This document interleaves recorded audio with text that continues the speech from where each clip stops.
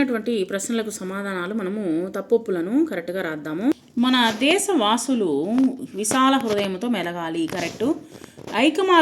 ఐక్య మార్గములో పయనించాలి, కరెక్టు. కోపాలు ద్వేషాలు వదలకూడదు, కోపాలు ద్వేషంతో ఉండాలి అని ఇక్కడ ఇస్తున్నారు, తప్పు అనమాట. తర్వాత వచ్చేసి త్యాగం అనే గొప్ప ఆయుధముతో మనము దేశము కోసము పోరాడాలి, దేశం కోసం పోరాడాలి. త్యాగం అనేటువంటి గొప్ప ఆయుధంతో దేశం కోసం పోరాడాలి, కరెక్ట్. ఎన్ని భాషలు మతాలు ఉన్నా మనమంతా భారతీయులము, కరెక్టు. ఆ పాఠ్యభాగంలోని కింద గేయ చరణాలను చదివి సూచనానుసారము కృత్యాలను రాయండి. ఇవి తొలగాలి అని ఇచ్చున్నారు. ద్వేషము రోషం అనేటువంటి తొలగాలి. వీరి బోధనలు మన వేదనలు తొలగించును. ఇవి వచ్చేసి బుద్ధుడు, గాంధీ అనమాట. తర్వాత వచ్చేసి క్రింది పదాలకు వాచకాలు రాయండి. హిమాలయాలు అమహద్వాచకము, గాంధీ మహద్వాచకము. ఇప్పుడు ప్రతి ఒక్కరూ మనం వచ్చేసి ప్రత్యయాలు విభక్తులు అనేటువంటిది తెలుసుకోవాలి.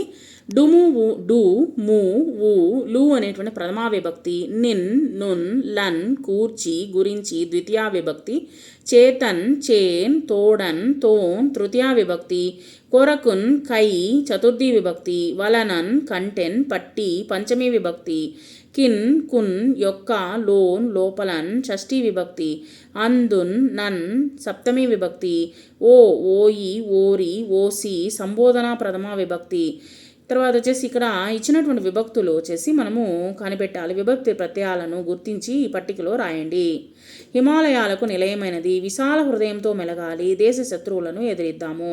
ఇక్కడ చూడండి, కు అనేటువంటిది వచ్చింది, షష్ఠీ విభక్తి. తర్వాత వచ్చి హిమాలయాలకు నిలయమైనది. తర్వాత వచ్చేసి విశాల హృదయముతో మెలగాలి, తృతీయ విభక్తి. తో అనేటువంటి తృతీయ విభక్తి. దేశ శత్రువును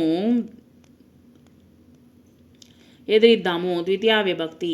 గీత గీసినటువంటి పదాలు భాషా భాగాల్లో గుర్తించండి. దేశంలో ప్రజలంతా విశాల హృదయంతో మెలగాలి. దేశం అనేటువంటిది నామవాచకము, విశాలము అనేటువంటిది విశేషణము, మెలగాలి అనేటువంటిది క్రియ. తర్వాత ఇక్కడ వచ్చినటువంటి సృజనాత్మకమైనటువంటి విషయాల్ని మనం చూద్దాం. సో ఇక్కడ చూడండి, నిల్లు వచ్చేసి మన దేశం వచ్చేసి భారతదేశము, అడ్డంగా ఉండేది మనమందరము భారతీయులము, వీరిని ఎదిరిద్దాము, దేశ శత్రువులు. సో ఈ విధంగా వచ్చేసి మనము నీట్గా ఈ యొక్క పదజాలాన్ని రాయండి. ఉక్త లేఖనము అంటే ఏంటంటే ఇక్కడ శ్రద్ధగా అవగాహనతో విని రాయవలను. ఇక్కడ వచ్చేసి మనము డిక్టేషన్ వర్డ్స్ అనమాట. సో శుభ్రంగా గుండ్రంగా విరామ చిహ్నాలు పాటిస్తూ రాయవలను, తప్పులు కొట్టివేతలు లేకుండా రాయవలను. ఇక్కడ చూడండి, మనకు డిక్టేషన్ వర్డ్స్ ఏంటంటే హిమాలయాలు, భారతీయులు, ఐక్య పదము, హృదయము అనేటువంటి 4 పదాలు ఇచ్చారు. వాటిని నోట్స్లో వచ్చేసి 1కి 5 సార్లు రాసి చూడండి. ఇక్కడ చూడండి, ఒక నివేదిక అనేటువంటిది ఇవ్వడం జరిగింది. లేఖన నైపుణ్యాలు. నివేదిక అనగా ఏంటి అనేది మనం ముందు తెలుసుకుందాము. నివేదిక అనగా ఒక సంఘటన లేదా ఒక కార్యక్రమం జరిగిన విధానాన్ని సంక్షిప్తంగా తెలియచేస్తూ రాయడం అనమాట. అంటే ఆ యొక్క వివరాలు వచ్చేసి ఇప్పుడు లెటర్ అంటాం కదా, ఆ లెటరు కాకుండా ఈ విధంగా అంశాలు, నివేదిక అంటే ఒక కార్యక్రమము ఏ విధంగా జరిగింది అనేటువంటిది మనం రాయడం అనమాట. సూచనలు ఎలా ఉంటానంటే దీన్ని ఒక పరిచ్ఛేదముగా మాత్రమే రాయాలి. సంఘటన లేదా కార్యక్రమం జరిగిన తేదీ, రోజు, సంవత్సరము, ప్రదేశము తప్పనిసరిగా ముందు రాయాలి. ఎవరెవరు హాజరయ్యారు, ఏ విధంగా జరిగింది అనే అంశాలు క్రమంగా రాయాలి, ఖచ్చితంగా రాయాల్సి ఉంటుంది.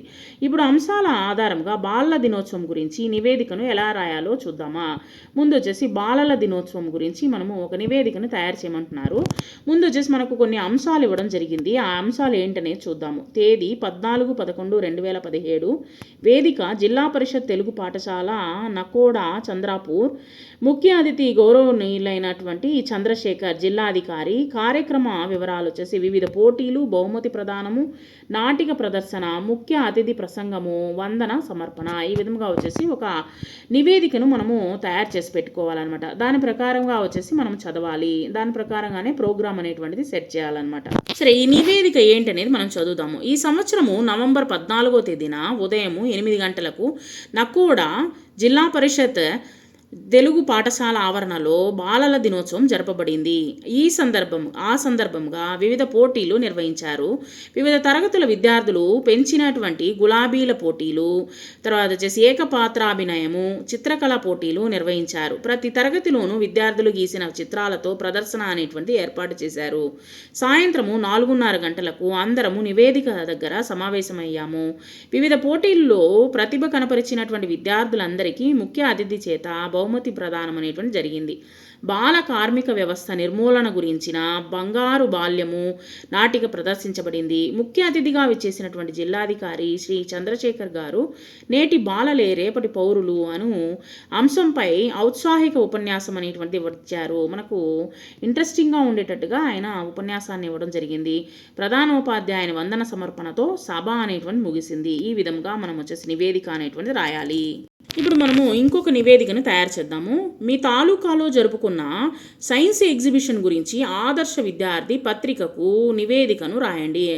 ఒక పత్రికకు నివేదికను ఇవ్వాలన్నమాట. సో ఏ విధంగా అంశాలు వచ్చేసి సైన్స్ ఎగ్జిబిషన్ జరిగిన తేదీ, వేదిక, ప్రదర్శించిన వివిధ వైజ్ఞానిక ప్రయోగాలు, అందులో చాలా బాగున్నది, తర్వాత విచ్చేసినటువంటి ముఖ్య అతిథి, బహుమతి ప్రదానము, ముఖ్య అతిథి ఉపన్యాసము, వందన సమర్పణ, ఈ విధంగా మనకు పాయింట్స్ అనేటువంటిది ఇవ్వడం జరిగింది. దీని ప్రకారంగా ఒక నివేదికను మనం తయారు చేయాలి.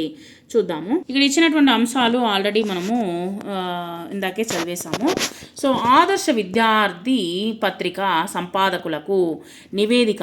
తాలూకా స్థాయి సైన్స్ ఎగ్జిబిషన్ 2026. నివేదిక సమర్పణ ప్రత్యేక ప్రతినిధి ఆదర్శ విద్యార్థి. వేదిక ప్రదేశం వచ్చేసి ప్రభుత్వ ఉన్నత పాఠశాల మైదానము. తాలూకా మీ యొక్క స్కూల్ తాలూకా ఏ ఊర్లో ఉన్నదో మైదానము, తర్వాత వచ్చేసి తాలూకా పేరు రాయండి. మా తాలూకా కేంద్రములో ఈ నెల 26/7/2026 నాడు నేటి విజ్ఞానమే రేపటి భవిష్యత్తు అనేటువంటి నినాదముతో నిర్వహించినటువంటి తాలూకా స్థాయి సైన్స్ ఎగ్జిబిషన్ ఎంతో ఘనంగా ఉత్సాహభరితంగా జరిగింది. వాటి యొక్క పూర్తి వివరాలు. ప్రారంభోత్సవం. ఈ విజ్ఞాన శాస్త్ర ప్రదర్శనకు మా తాలూకా విద్యాశాఖాధికారి జ్యోతి గారు ఎంఈఓ జ్యోతి గారు ప్రజ్వలన చేసి ఈ యొక్క అధికారికంగా ప్రారంభించారు. ఈ సందర్భముగా ఆయన మాట్లాడుతూ విద్యార్థులలో దాగి ఉన్నటువంటి సృజనాత్మకతను వెలికి తీయడానికి ఇలాంటి ప్రదర్శనలు ఎంతో దోహదపడతాయని కొనియాడారు. ఈ యొక్క వేదికలో పార్టిసిపేట్ చేసినటువంటి విద్యార్థుల గురించి తెలుసుకుందాము. విద్యార్థులు భాగస్వామ్యము మరియు ప్రదర్శించినటువంటి వైజ్ఞానిక ప్రయోగాలు ఏమిటనే చూద్దాము. ఈ ఎగ్జిబిషన్లో మా తాలూకా వ్యాప్తంగా ఉన్నటువంటి దాదాపు 30 ప్రభుత్వ మరియు ప్రైవేట్ పాఠశాలలు నుండి 200 మందికి పైగా విద్యార్థులు పాల్గొన్నారు. వాళ్ళు తయారు చేసినటువంటి సైన్స్ ప్రాజెక్టులను ప్రదర్శించారు. విద్యార్థులు ప్రస్తుతము సమాజానికి ఉపయోగపడేటువంటి అనేక అద్భుత ప్రాజెక్టులను ఏమేమి తయారు చేశారంటే పర్యావరణ పరిరక్షణ, హరిత ఇంధనము, ఆధునిక సాంకేతికత, వ్యవసాయ రంగము. ఈ ప్రదర్శనను చూడడానికి విద్యార్థులు, చుట్టుప్రక్కల ఉన్నటువంటి ప్రజలు, తల్లిదండ్రులు విచ్చేశారు. ఆత్మవిశ్వాసముతో విద్యార్థులు స్పష్టముగా వారు ప్రదర్శించినటువంటి ప్రాజెక్టులను వివరించారు. బహుమతి ప్రదానము. సాయంత్రం జరిగినటువంటి ముగింపు సభలో ఉత్తమ ప్రతిభ కనపడించినటువంటి మొదటి 3 ప్రాజెక్టులకు జిల్లా స్థాయి పోటీలకు ఎంపిక చేస్తూ న్యాయ నిర్ణేతలు ప్రకటించారు. విజేతలకు బహుమతులు, ప్రశంసాపత్రాలు అందజేశారు. ప్రతి విద్యార్థి పాల్గొన్నందుకు సర్టిఫికేట్ అనేటువంటిది ఇచ్చి ప్రోత్సహించారు. ముఖ్య అతిథి ఉపన్యాసము, వందన సమర్పణ ముగింపు. ఈ సైన్స్ ఎగ్జిబిషన్ విద్యార్థులలో శాస్త్రీయ దృక్పథాన్ని పెంచడమే కాకుండా క్రొత్త విషయాలను నేర్చుకోవాలనేటువంటి జిజ్ఞాసను కూడా కలిగించింది. ఇంతటి చక్కటి కార్యక్రమాన్ని విజయవంతం చేసినటువంటి నిర్వాహకులకు, ఉపాధ్యాయులకు, అతిథులకు మరియు తోటి విద్యార్థులకు ధన్యవాదాలు.